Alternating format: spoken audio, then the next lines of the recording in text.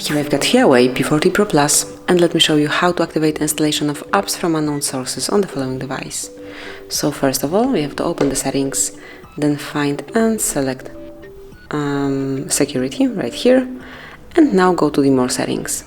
Here you will notice install apps from external sources right here, so just click on it, and if you would like to give permission to some particular application, smoothly select it. For example, it can be MemberCare, and now allow app installs right here. Then click on enable, just be aware of all the risks, and then it is done. So this is how you can smoothly and easily activate installation from unknown sources. Just pick some particular app and then allow from this source. And this is it, that would be all. Thank you for watching. Please subscribe our channel and leave the thumbs up.